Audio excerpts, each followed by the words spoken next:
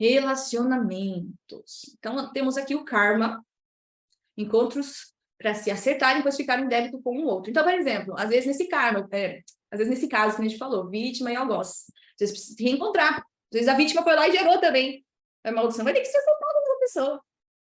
Pior ainda, vai ter que reencontrar de novo. Porque não aprendeu que levou do algoz, mas não pode gerar a mesma coisa. Não pode gerar maldição, não pode. Porque se às vezes aquela pessoa estivesse na posição de algoz, se a gente trocasse, às vezes ela ia fazer a mesma coisa. Se tivesse com aquela mesma, tem que aprender. Estava lá em dor, o algoz estava em dor por causa das crianças, ela também. Os dois estavam em dor e geraram coisas negativas. Não tem que se acertar. Tem que se acertar. E o que acontece?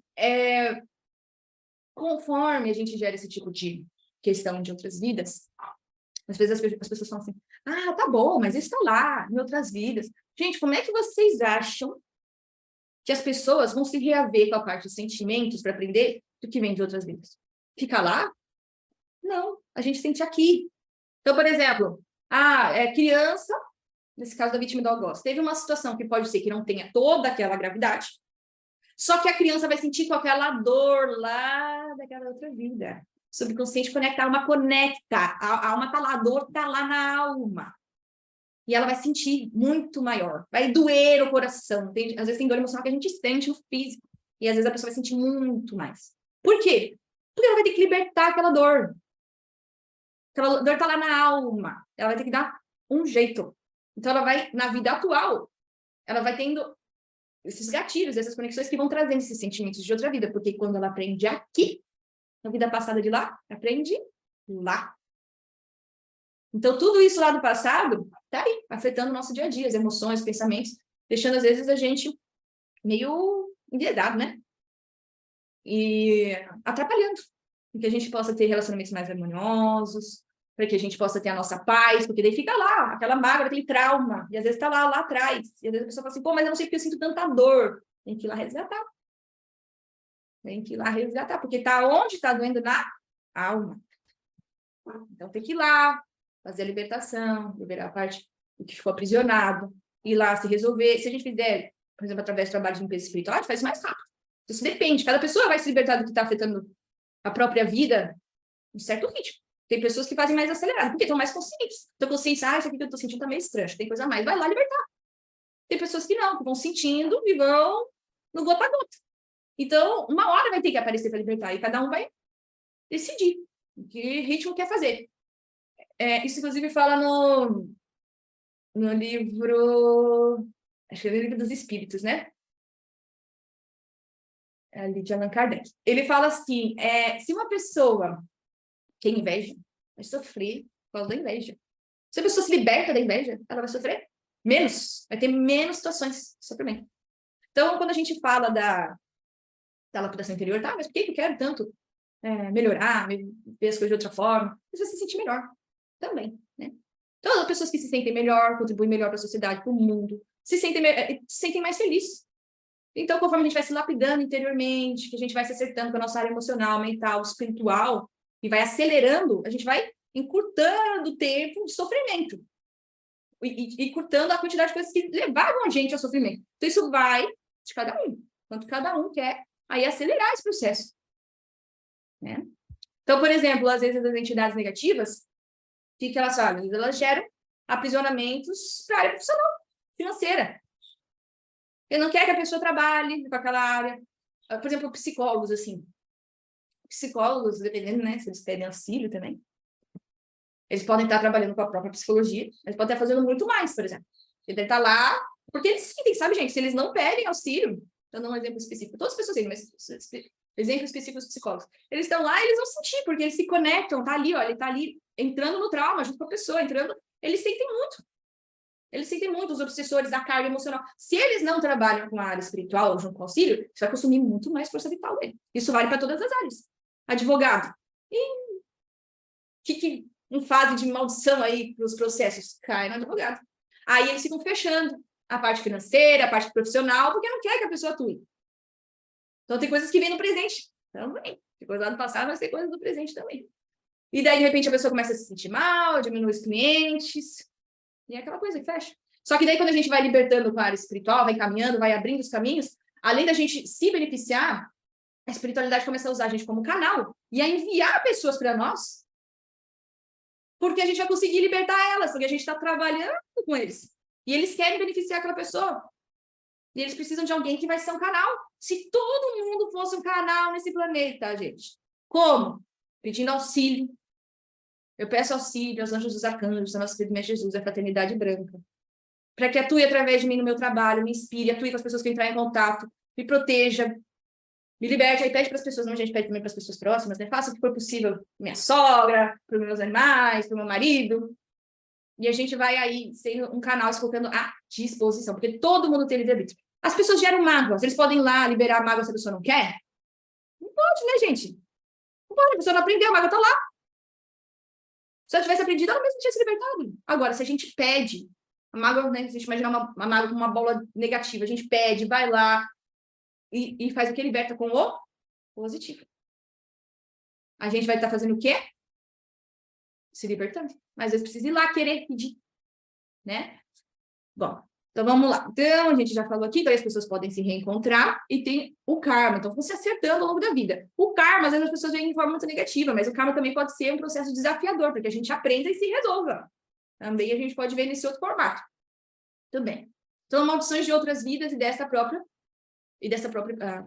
maldições de outras vidas e desta que a própria pessoa possa ter criado para outras pessoas ou recebido afeta um relacionamento presente, pois é uma carga negativa que consome muita energia e tira a pessoa do seu estado de paz, deixando o relacionamento perturbado e infernal. A gente já falou um tanto sobre isso, né? Então, as maldições, elas afetam, porque, como a gente já falou, né, tem seres negativos que ficam ali em conexão. Então, às vezes, uma maldição pode ir lá aprisionar a pessoa, um pedaço energético da pessoa em um certo lugar, e daí fica colocando a pessoa num estado mais receptivo para raiva. As maldições podem gerar, por exemplo, a gente estava falando, diminuindo a parte de fluxo financeiro, a parte de recebimento dos clientes. As maldições, depende para que área que é. Então, pode ter para a saúde, aí afeta a saúde. A área de relacionamentos amorosos, tentando separar. Às vezes as pessoas falam assim, mas parece que alguém fez algo para mim e não me afetou. Gente, afeta. Por quê? Porque a gente ainda está no planeta Terra. Se a gente ainda está no planeta Terra, vamos contar nos dedos, né? Pode ter, seja uma ou outra pessoa aí no planeta Terra iluminada. Mas, a parte disso, dessas exceções, a gente ainda entra em estados de raiva. A gente ainda entra em estados negativos e quando a gente abaixa a frequência, a gente entra em ressonância com a maldição e abre espaço para ela se manifestar. Quando tem os seres iluminados, é tanta luz, que a maldição, quando ela vai tentar, ela já desintegra antes.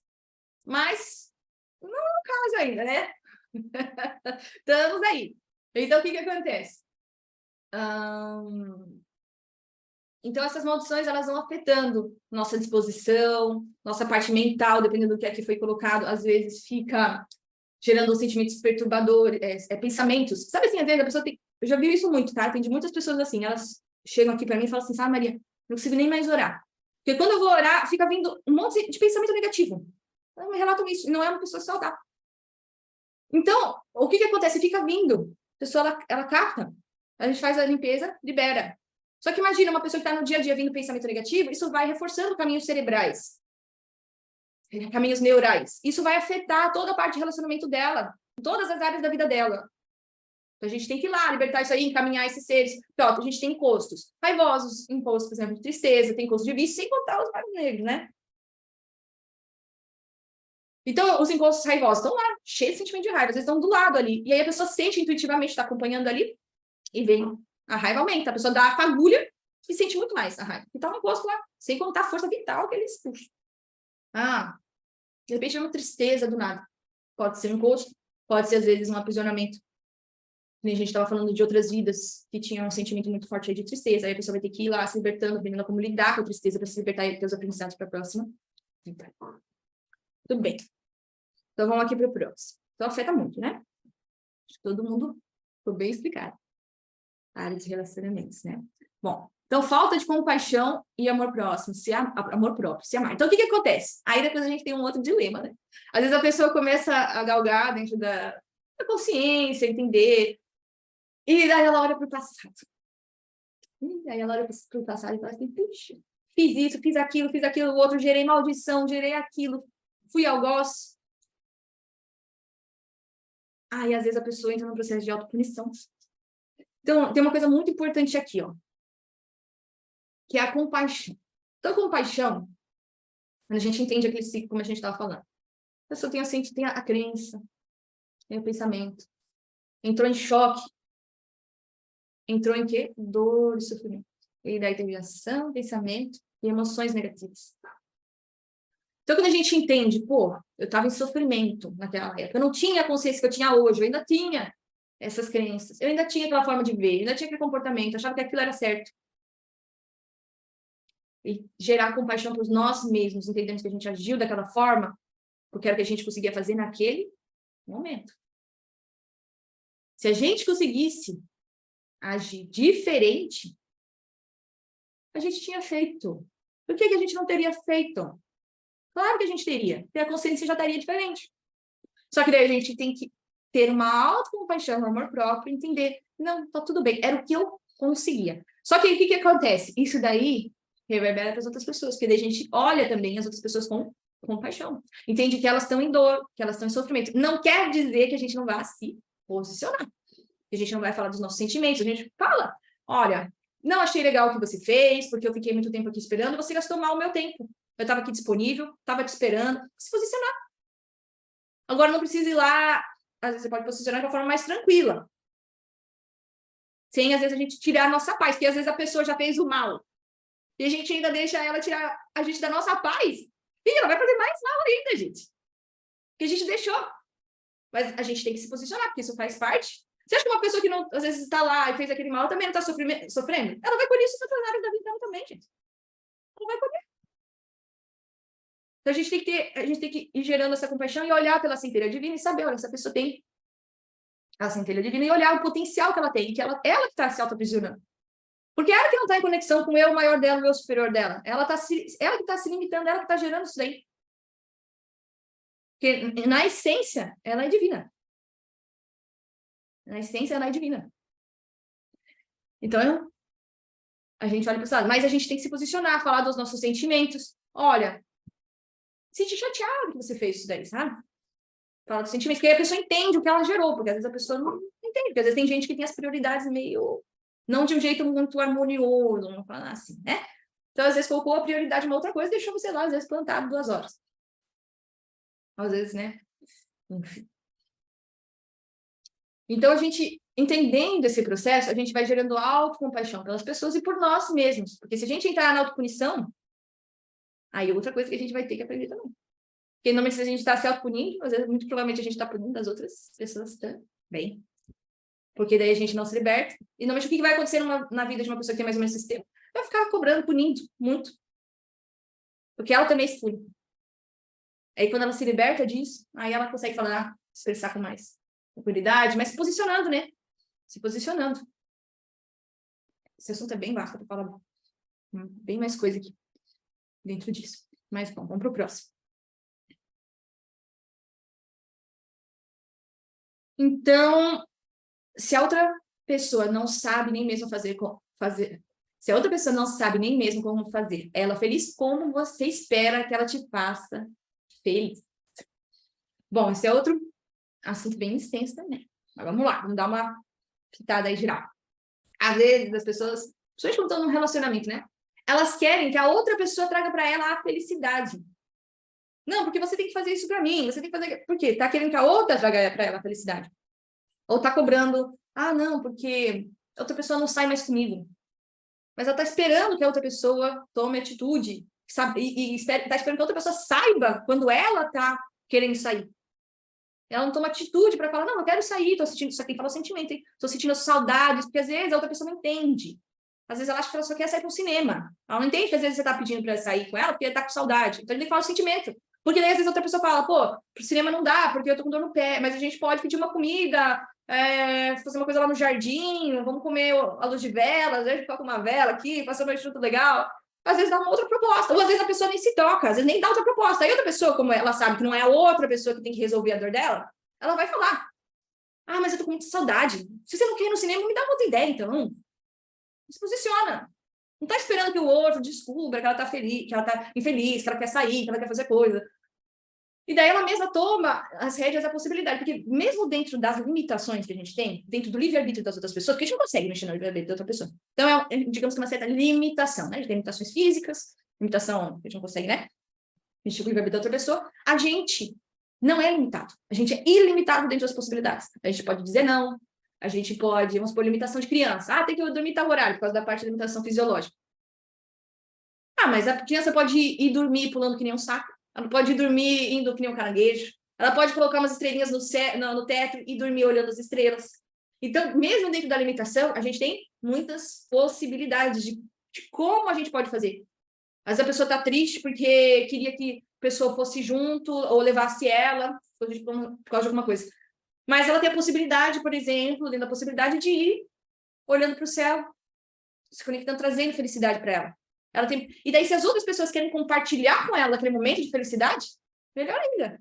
Se as outras pessoas não querem, tudo bem, eu vou ter meu momento de felicidade. Não vou esperar que a outra pessoa faça isso por mim.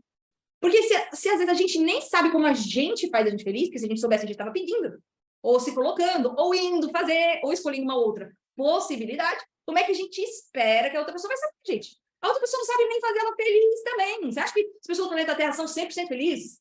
São 100% plenas? 100%... Enfim, não. Nem elas sabem. Então a gente espera que o outro decida, resolva fazer a gente feliz. Não, precisa entender, pô, tô com saudade, acho que é isso que tá me incomodando. Não vou ficar brigando com o outro, cutucando, porque às vezes a pessoa fica meio emburrada. Não. Vou ficar emburrada com ele o dia inteiro porque eu queria ser com ele. Ele disse, não vou perguntar, ó, então eu vou fazer outra coisa. O que você pode fazer? Ah, não, então eu vou fazer domingo.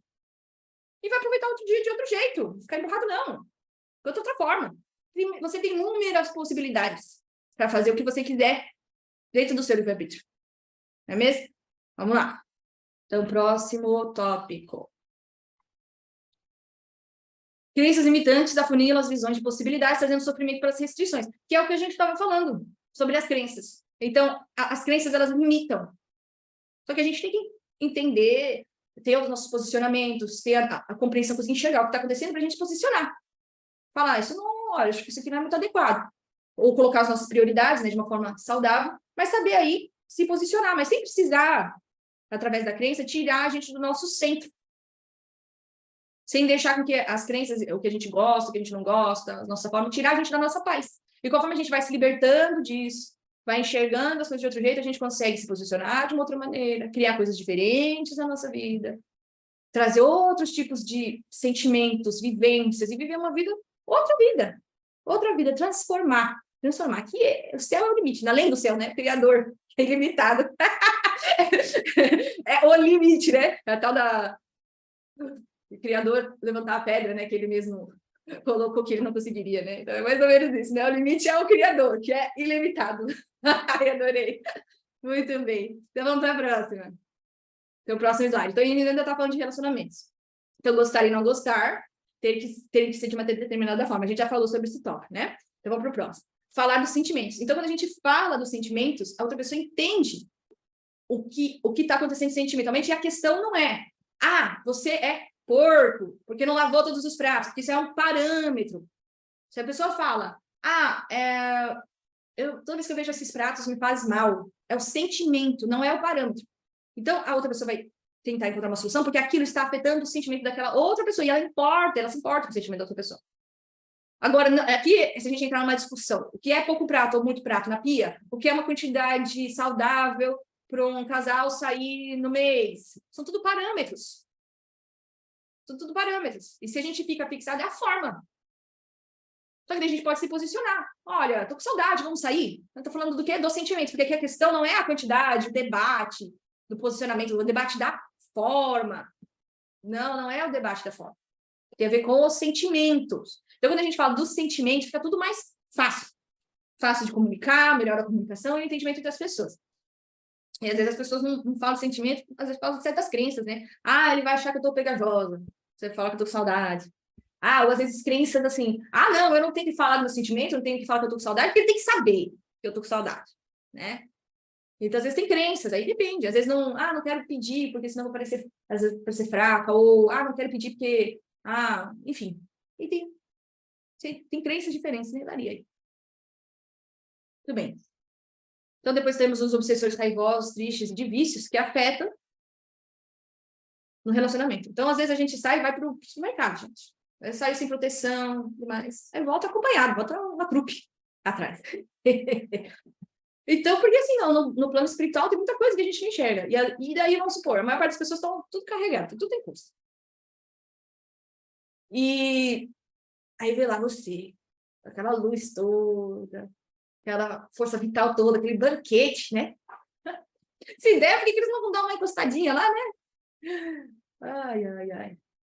Sem contar que às vezes alguns vêm pedir ajuda. Então, se a gente já se conecta, se a gente faz as nossas proteções, pede para que a equipe esteja com a gente, eles já vão ajudando a encaminhar, já vão fazendo os encaminhamentos, as proteções, né? Mas é sempre como Jesus falava, orar e vigiar. Daí, às vezes gruda, aí a gente vai ver, às vezes, que é a baixa disposição, às vezes começa a ter alguns sentimentos diferentes, os relacionamentos começam a ficar mais perturbados, aí a gente tá falando, pô, parece que tem alguma coisa que não está muito alinhada, e a gente vai tendo essa auto-percepção. Tudo bem. Então, pactos, contratos, votos, decretos também afetam aí a área de relacionamentos. Então, dependendo do pacto, do contrato, do voto, então, às vezes tem voto de castidade, às vezes de outra vida, tem que lá liberar. Às vezes tem pacto de vingança. Às vezes pode ser que esteja num relacionamento casada com o algoz, né? A vítima é o algoz, aí tem que ir lá. Libertar os pactos, as maldições, tudo aquilo que foi gerado. Às vezes está lá casado com alguém que matou outra pessoa em outra vida. Então, isso também afeta muito os relacionamentos. Porque isso está lá na alma, a alma sente, está lá, em conexão.